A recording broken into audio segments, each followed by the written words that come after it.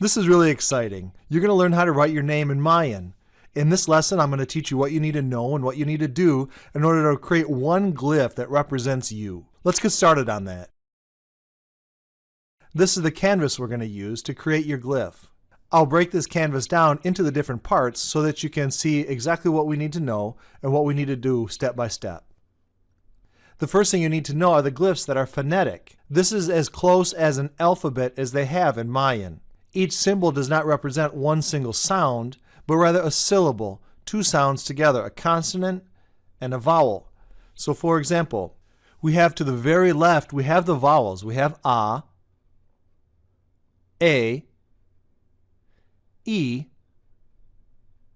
O, and U. Any one of the glyphs in this box can be used as the letter U. Then as we go along the top, we have all of the different consonants. We have Be, Che, Ache, Jota, Ka, Ele, etc. all the way across the top. And the way that this chart works is it shows the different consonant sounds that can be made in Mayan. For example, this box is Ba, Be, Bi, Bo, and Bu. So if your name is Bob, for example, this is the glyph for B-O, Bo. You would put two of those together, Bob. You wouldn't pronounce that second O. It wouldn't be Bobo, it would be Bob.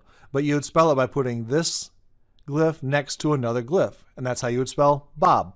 Let's look at the second part of the canvas so we can see how we arrange these glyphs.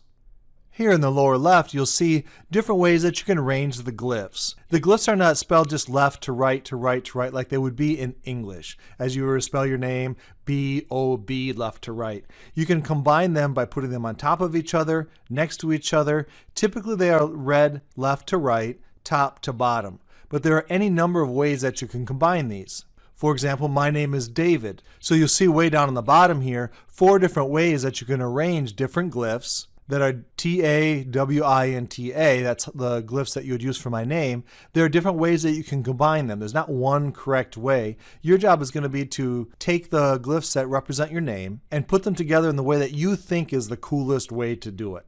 The Mayans were very interested in things looking good, and that included their writing, that included their hair, their teeth, their clothing, that included their architecture. It also included the writing. They wanted their writing just to look really good while you were reading it. And that's what your job is, to combine the different glyphs that are attached to your name in a way that you think looks the best. What you'll find is the letters that you use for your name may not be available in Mayan. They just simply did not have those sounds.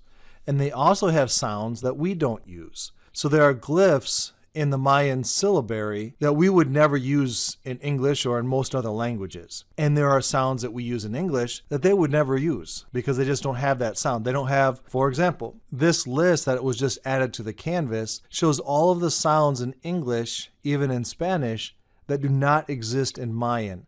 So you have to have a substitute. For example, my name is David again. This is a D, and you can't say D. They didn't have the D sound. They had a TA sound, so my name is going to be Ta. And for me, they also did not have a V, so that you can't say David. You have to say Ta, and the substitute for V is W. So my name is going to be Ta, We, Ta, Tawit. Instead of David, it's Tawit. And so those are going to be the glyphs that I choose for my name, T-A-W-I and T-A. Put those 3 together, and that will be my name.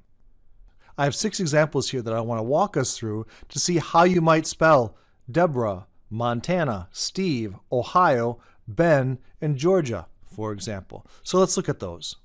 Let's start our demonstration by spelling the word Deborah. The first step in spelling our name, or any word for that matter, is to divide it into the different syllables, because remember, Mayan does not have single letters, but rather dual letters. They have syllables. So you're going to look for the syllable De, Bo, and Ra. This word will have 3 Mayan glyphs that will come together to spell the word Deborah. So let's go up into our syllabary up on top and find the first syllable of D-E. We have here Ba, Be, Bi, Bo, and Bu, Cha, Che, Chi, Cho, and Chu. But notice there's no D. They have a Ch, but but we don't have that sound in English or in Spanish, so I don't include it in our syllabary for what we're going to be using this for. But right here should be a D, but there's not. So the problem is we need to go to the list of substitutes to see how they would substitute that sound. Here on our substitute list, it has D. You're going to use a T. So instead of DE, you're going to look for TE. Ta, te. So this is going to be the syllable, the glyph that you're going to use for the very first one. So let's choose that one and bring it down. Now we have that syllable for te. Now we're going to look for BO. And thankfully they have that one. This is bo. So we choose that and include that. So we have te, bo. Now we're looking for ra. Notice we have N, P, S, T. We're skipping the R. There's no R sound in Mayan. So we're going to look down on our substitute list and realize that R is going to be substituted with an L. So instead of ra, we're going to be looking for la. So we have la, le, li, lo, and lu. So we can choose any one of these. This is la, la, la, la, and la. Let's choose this one. And now we have tebora.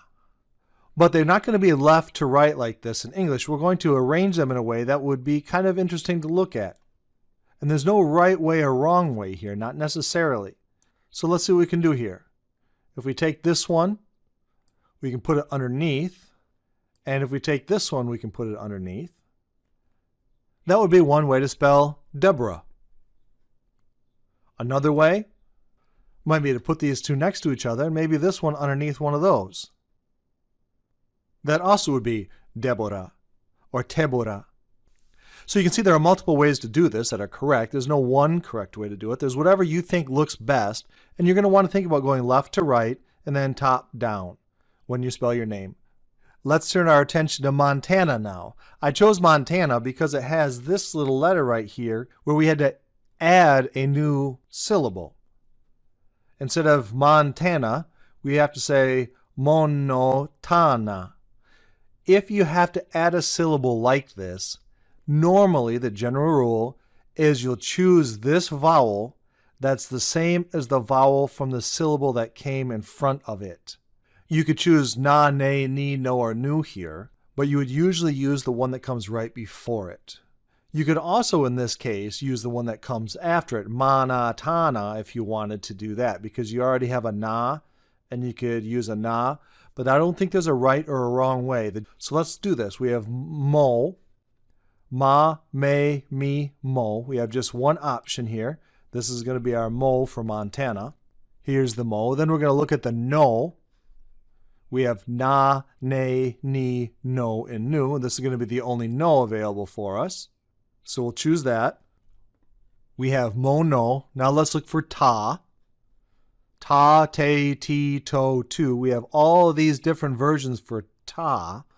What's a good one? I'm going to go with a skinny one. This one here. We have mo, no, ta. Now let's look for na. These are our different versions for na.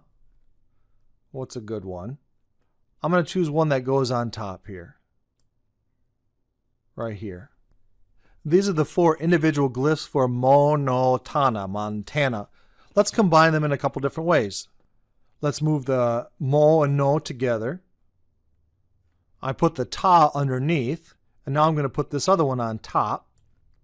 So we have Montana, but I want to make this other one larger so it kind of looks like it's in proportion. That looks like a good Montana to me. It has all four glyphs and it puts them together in a way that looks like a good solid image that would represent the word Montana. Let's move on to Steve. 2 syllables, so it should be pretty easy for us. So let's look at the STE. It looks like there is no ST, so let's look at the substitution list to see what they can do. ST in Mayan is going to be ts, tz. So let's go back up to the syllabary and see if we can find the ts. And they do. They have tsa. They don't have a ts. Tsi, tso, and tsu. I think the one that sounds best would be one of these. So it'd be like tsi. So let's choose one. I like this looking guy. And because we chose this vowel, tsi, I think for the next one we should also include that same vowel. But notice there's no V sound. T, there's no V, so we have to look at the substitution list again. So the substitute for V is going to be W. So let's look back up at the W list. W, let's use that same I. There's only one choice here. So that'll be the choice we'll use for the second glyph. That looks like a really great way to spell Steve. And there's not a whole lot of other options because there's only one glyph for each. They're both substitutes. So pretty much that's how you're going to spell Steve. You'll put those two glyphs together. Let's look at Ohio. And I chose Ohio because it starts with, instead of a consonant, it starts with a vowel, O. So let's look right at the vowels on the very far upper left of our canvas. These are the options we have for O. I'm going to choose the big head here. It looks kind of like maybe it's a bird head of some sort. There's the O for Ohio. Now let's look at H-I. Ha, he, he, ho, hu. So this is going to be he. Let's choose this one. Let's put this on his head. So far we have O and hi, and then we'll look at O again. Let's go back to O, and we have three different options over there. We have what looks like a couple different feathers, perhaps. Let's choose one of these. I like this one because it looks like an exclamation point. Let's choose this one. I think that's a great glyph for Ohio. We'll do two more. We have Ben and Georgia. Ben, again, would just be B-E-N in English, but because it ends in a noun, it has to have that N sound. It has to have a syllable, not just one letter. And you're going to use the same vowel after the second one is used for the first one. So instead of Ben-na or Ben-o or Ben-e, you'll just say Ben-ne because that sound is already in your mouth. So you'll write Ben-ne, but you'll still pronounce it Ben. So let's look at B-e. Be one of these two. I like simple things. So I'm going to choose a simple one here on the bottom. That's a good one for be. Now let's look at ne. We have 5 different choices for the ne. Let's choose this question mark looking thing and see what we can do there. See if we can put that even out in front. That looks like a good ben. Ben-ne. Usually you'll go left to right, but I kind of like that thing. If you were to squish that up there, you can put that right on the front. That might be a good way to do that. That would be a good ben. One of many options you could choose. Let's finish up now with Georgia. After we do Georgia, remember now it's going to be your turn to choose these combination of glyphs from the syllabary to create a really cool symbol, a cool glyph that represents you. That's your name. Georgia. As we go up to the syllabary, notice CH and then there's no G. We have to go down to our substitution list now to see what we would substitute that with. We have 2 G's. One is pronounced like J as in George, and the other is G like in Gary. If it were that one, we would change, instead of a G, we would use a K, like Gary would be Kari. And in this case, we're going to use George. We're going to have C-H-E, che. So we have 3 options to choose from. Let's use this top one here. Let's get started with that. One option for che. Let's look at O. I like this bird one again. So far, so good. We have che-o. Let's look at ro. Notice there's no R again. R is going to be substituted with L. So instead of R-O, it'll be L-O. We only have one option for that, so let's choose that and bring that down. We will look now at the J, but remember that sound isn't going to be there, so let's go back to what it was. It's going to be C-H again, so it'll be C-H-I. Let's choose this hand. And the last one we need now is an ah. This is a really cool symbol for ah. Let's use that one. I like this symbol, but I'm going to flip it and see what it would look like at the back. Yeah, let's see. We now have all the symbols, but I'm going to arrange them just a little bit differently. There. I think that's a pretty good option for Georgia. Now keep in mind, I'm not professional at this. This has not been my career, and I'm probably doing a couple of things wrong. But in a general sense, this is how you would do this. And there might be certain words that would be spelled a certain way. If you were a professional epigrapher, which is a person who does this for a living. They might be appalled at what I just taught you, but I think for the most part we're on the right track. You choose syllables from the syllabary, arrange them left to right, top down. You use substitutes for letters that do not exist, and you create a glyph that looks interesting. That's the bottom line. Those are the 4 steps of creating a glyph that represents you, that is your name in Mayan glyphs, and have fun with this. You might run into an epigrapher that would be like, no way, there's no way that that would be your name. And if that's the case and you run into an epigrapher, they can show you even more and you can continue to even learn even more about this. To me, this is absolutely fascinating. The fact that you can do this, that we know this information, again, that took well over 100 years to figure out. And you, in the matter of a 10-minute video, know how to do this. You have a pretty good chance at understanding how this all works. And people went 100 years and didn't know how this works. And you learned in a matter of 10 minutes. So I think that's pretty cool. And now it's your turn. Go ahead and use this syllabary and this information and create your own name. It's now your turn. Have fun.